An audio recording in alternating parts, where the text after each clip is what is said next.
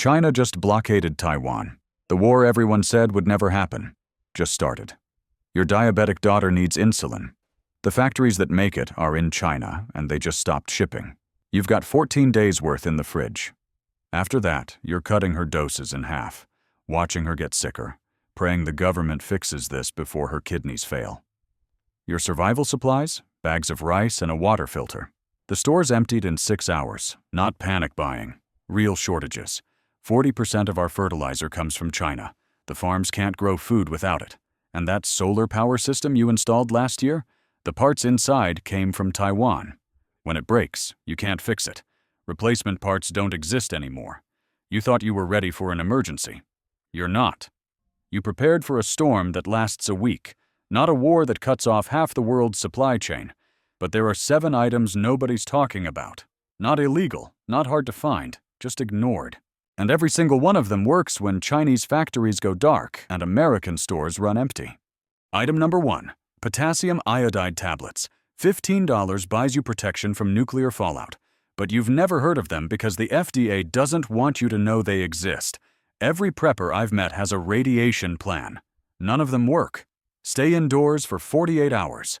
Seal your windows with duct tape and plastic sheeting. Evacuate if the government tells you to. That's the official guidance. It's garbage. Here's why. When a nuclear weapon detonates, it creates radioactive iodine 131. This isotope gets released into the atmosphere during the fission reaction. It falls as dust. It contaminates water. It gets into the food supply, and your body can't tell the difference between radioactive iodine and regular iodine.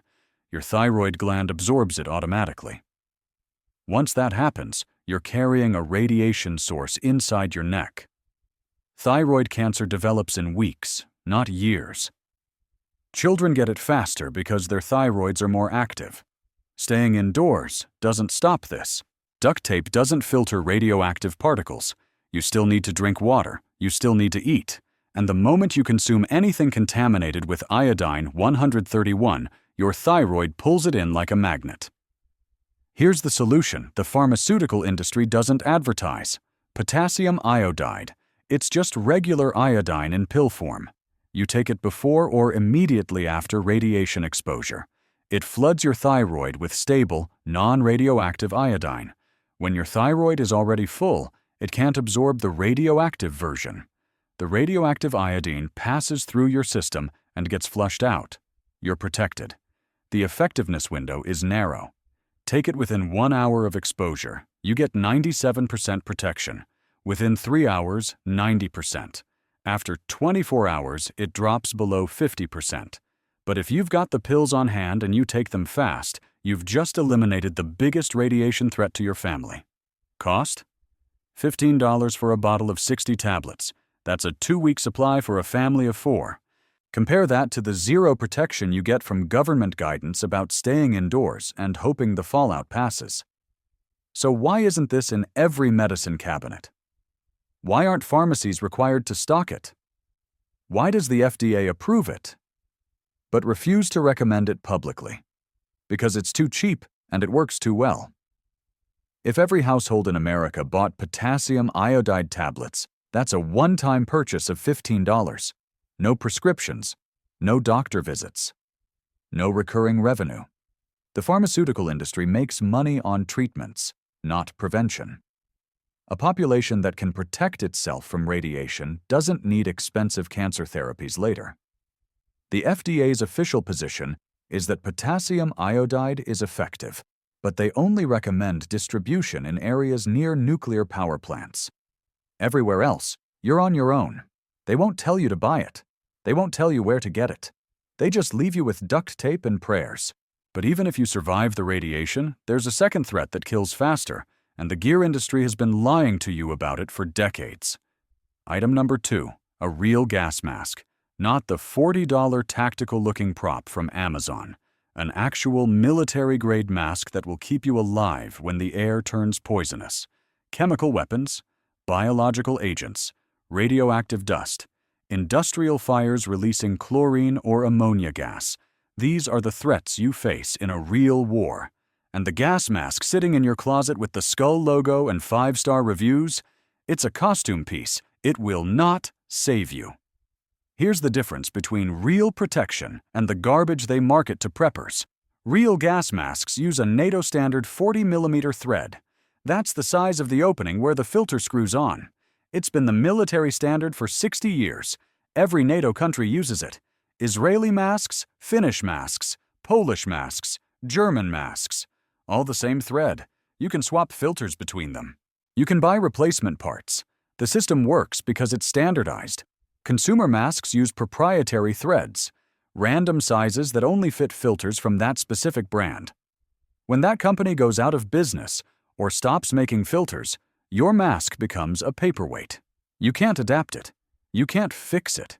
It's designed to fail. The filters matter more than the mask. Military NBC filters have 3 layers: activated charcoal to absorb chemical agents, HEPA, material to catch biological particles and radioactive dust, chemical neutralization compounds for nerve agents like sarin or VX. These filters are rated for 20 to 40 hours of continuous use in contaminated environments. Consumer filters? They're basic particulate filters. They'll stop dust, maybe some smoke, but chemical vapors pass right through. You're breathing filtered air and thinking you're safe while nerve agent is entering your lungs.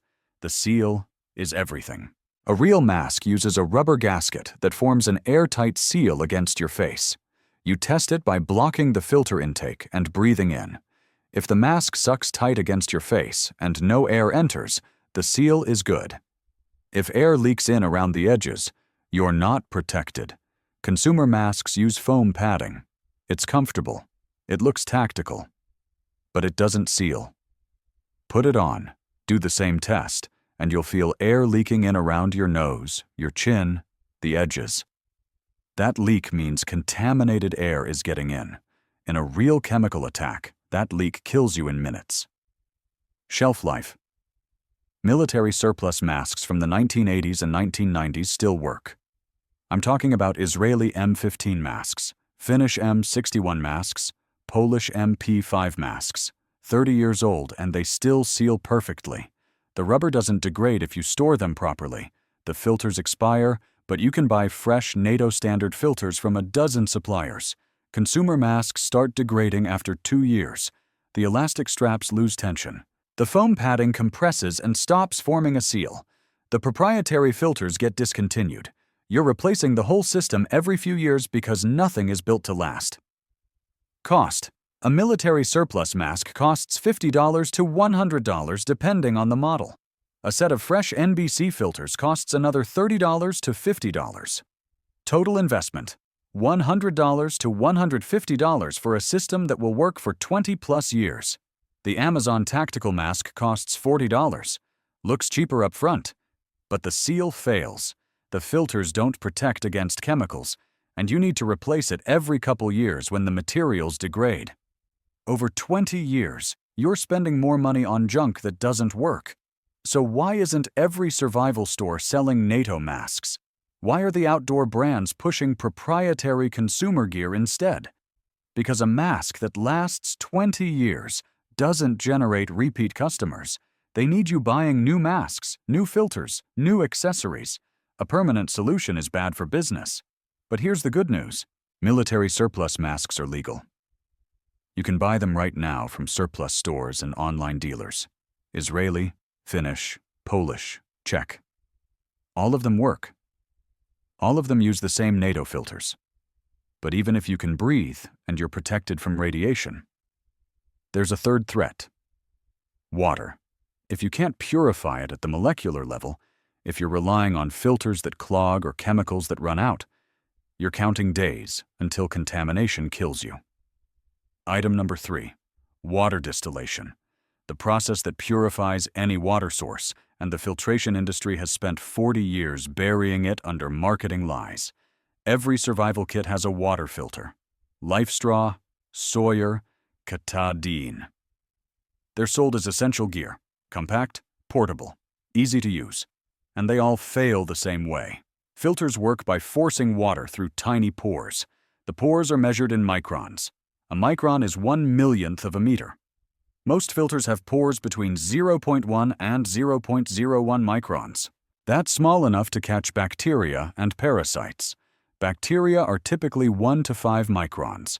Parasites like Giardia are 8 to 12 microns. The filter blocks them. The water comes out clear. But here's what filters don't remove. Viruses. Most viruses are smaller than 0.1 microns. They pass straight through. Dissolved chemicals. Heavy metals like lead and mercury. Pesticides. Fertilizer runoff. Radioactive isotopes.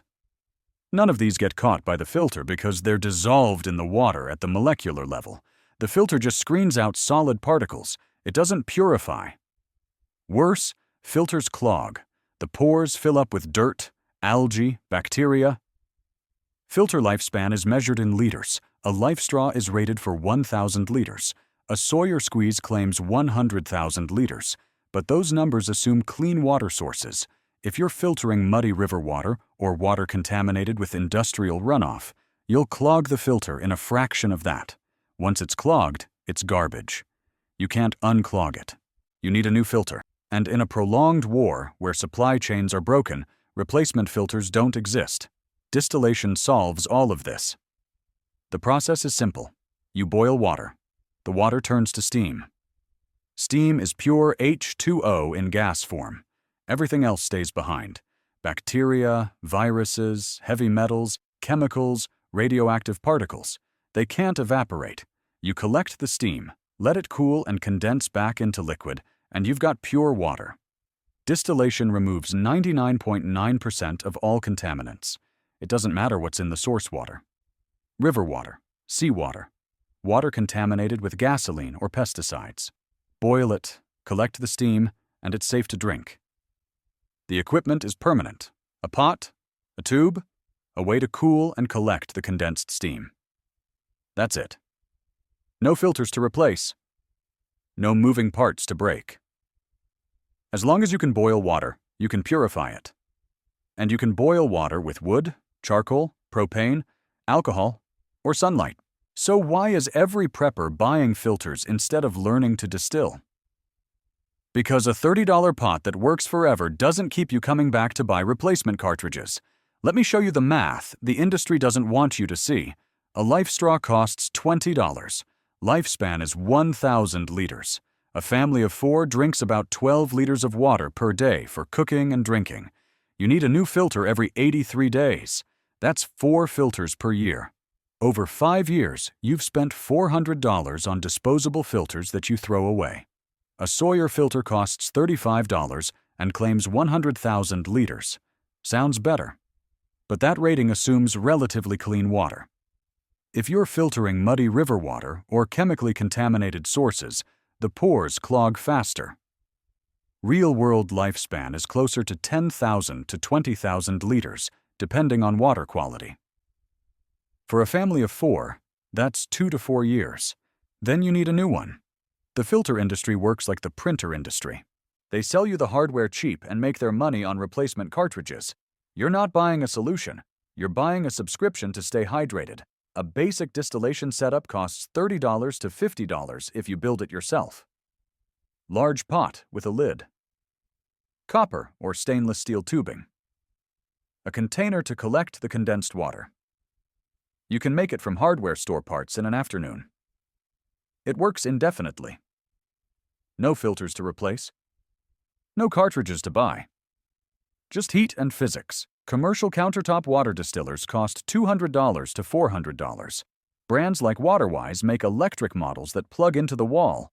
They distill about 4 to 6 liters per day automatically. In normal times, they're convenient, but they require electricity. When the grid goes down, they're useless unless you've got solar or a generator. The DIY approach is more reliable because you control the heat source. Wood fire, charcoal, propane stove, alcohol burner, even concentrated sunlight with a solar cooker. As long as you can boil water, you can distill it. Fuel efficiency matters. Distilling 1 liter of water takes about 30 minutes of active boiling. If you're using wood, that's free fuel you can gather. If you're using propane, A 20-pound tank will distill roughly 150 to 200 liters before it runs out. That's 12 to 16 days of water for a family of 4. The honest limitation is speed. Distillation is slower than filtering. A gravity filter gives you clean water instantly. Pour dirty water in the top. Clean water comes out the bottom. Distillation takes time. You're boiling, condensing, collecting. It's a process, not an instant result. But here's what you get for that time investment. Total purification. Not screening. Not partial cleaning. Complete removal of everything that isn't water. And you never need to buy another filter. The filtration industry doesn't want you doing this math. They want you thinking in terms of convenience, not permanence. They want you focused on the upfront cost of the filter, not the lifetime cost of replacements. A $20 life straw looks cheap until you realize you're buying it 4 times a year forever. Distillation is a one-time purchase. You build it or buy it once, and the problem is solved. No recurring revenue. No repeat customers. That's why it's not marketed. That's why every camping store pushes filters instead of stills. You've got radiation protection with potassium iodide.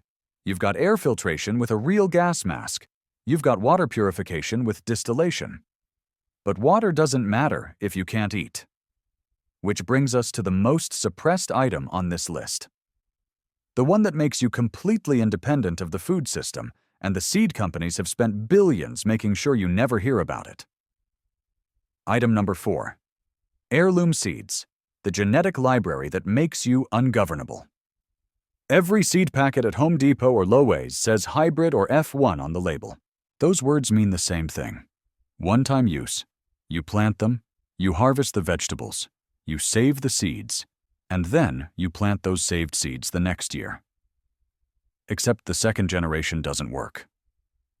The plants are either sterile or they grow into something completely different from what you started with.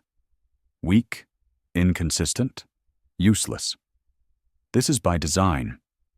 Hybrid seeds are created by crossing 2 different parent varieties. The first generation, called F1, shows what's called hybrid vigor. The plants are strong, productive, disease-resistant, but that vigor only lasts 1 generation. When you save seeds from F1 plants and replant them, the genetics scramble. You get F2 plants. Some look like one parent, some look like the other. Most are weaker than either. This is basic Mendelian genetics, and the seed companies have weaponized it. Why? Because it forces you to buy new seeds every single year. You can't save seeds and be independent. You're locked into the system. Every spring, you go back to the garden center and buy more. Recurring revenue. GMO seeds are even worse. These are patented. You don't own them even after you buy them. The genetics are licensed, not sold. Companies like Monsanto and Bayer engineer seeds with Terminator genes that make the next generation sterile on purpose, and they write legal contracts that forbid farmers from saving seeds. If you get caught replanting saved GMO seeds, they can sue you for patent infringement. They've done it hundreds of times. Heirloom seeds are the opposite. These are open-pollinated varieties. The genetics are stable. You plant them, harvest them, save the seeds, and the next generation grows true to type. Same plant, same vegetable, generation after generation. You can save seeds for 3 to 10 years depending on the species. Tomato seeds last 5 years. Beans last 3. Squash can go 10 years if stored properly in a cool, dark, dry place. This is seed sovereignty. You're not dependent on Monsanto or Bayer or any corporation. You've got the genetic material to grow food indefinitely. And that's exactly why the industry buries heirloom seeds. A farmer who saves seeds is a farmer who doesn't need them anymore.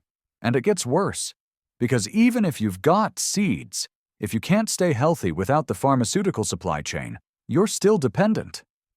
Which brings us to items 5, 6, and 7. The trio that will absolutely get this video flagged. Item number 5. Fish antibiotics. The pharmaceutical loophole the FDA pretends doesn't exist. Amoxicillin for fish. Amoxicillin for humans. Same drug. Same dosage. Same manufacturer.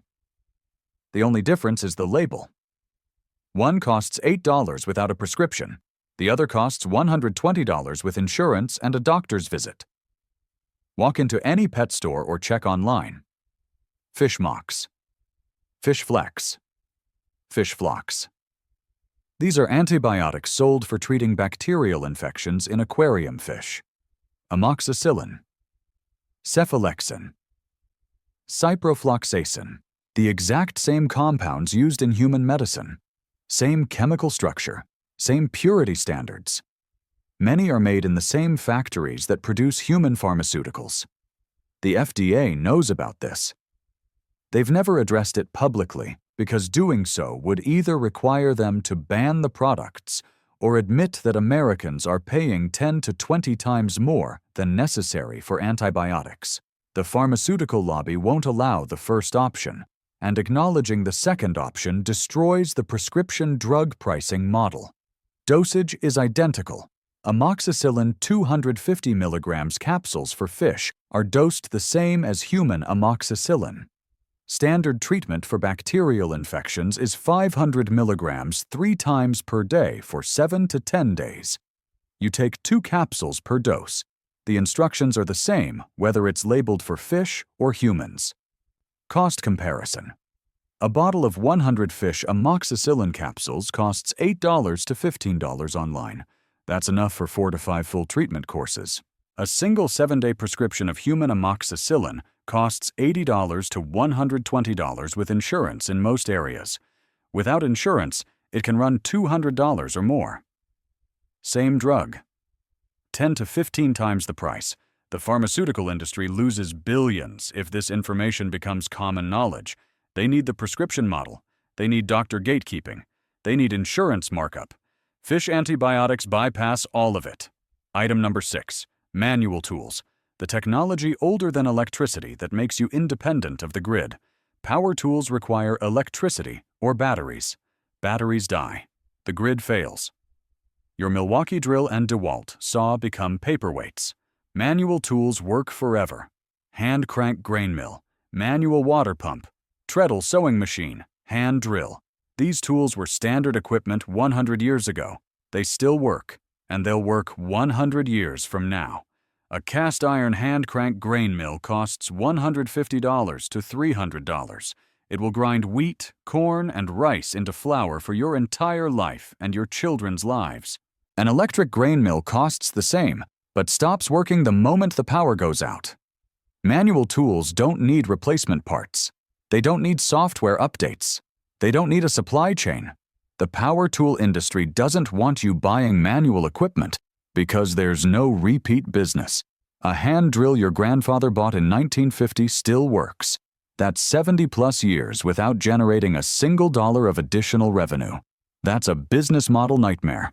Item number 7. Shortwave radio. Global communication that doesn't need permission. Shortwave radio operates on high-frequency bands between 3 and 30 megahertz. These frequencies bounce off the ionosphere.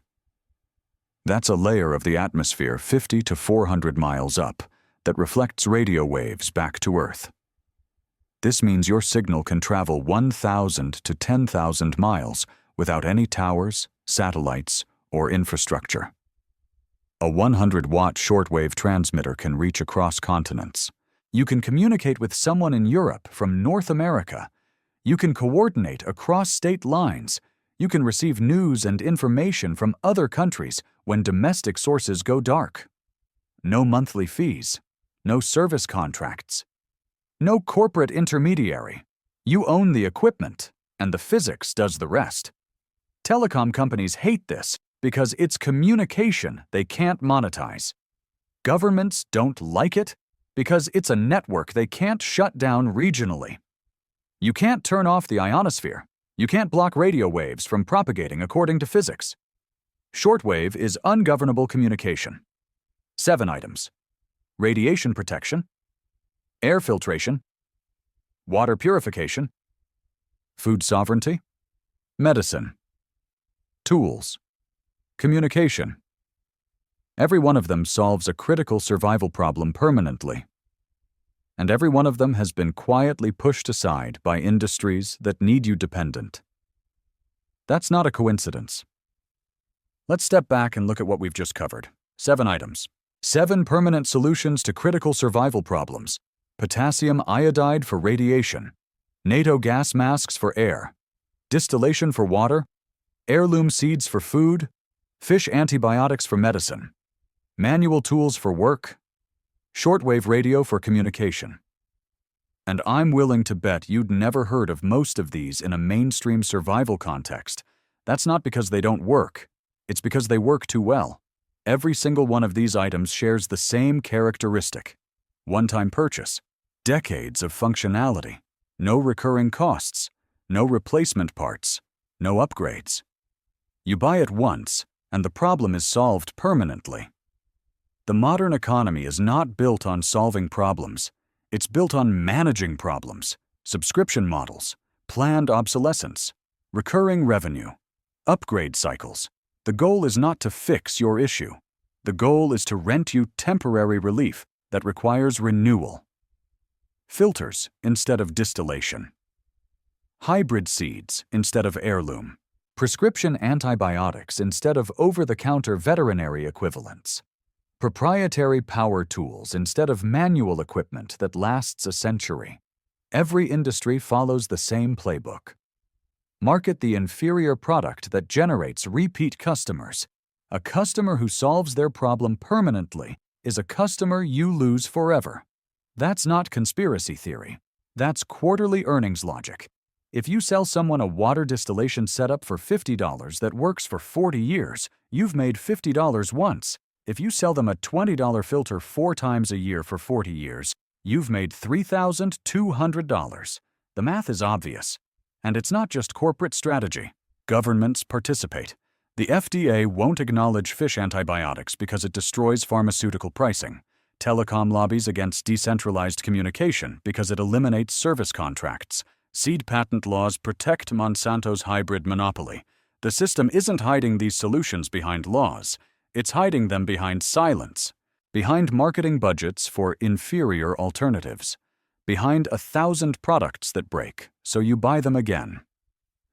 So here's what it comes down to. You can't buy your way out of dependency. You build your way out. And it starts with knowing what they're not advertising. True preparedness isn't about hoarding what they sell you at the camping store. It's about understanding the science they're not advertising. It's about knowing why something works, what makes it permanent, and why the market forgot it exists. Potassium iodide tablets. Buy them online. $15.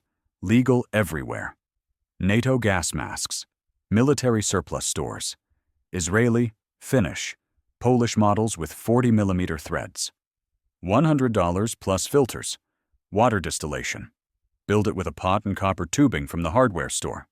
$30. Or buy a countertop distiller for $200. Heirloom seeds. Seed exchanges. Online catalogs.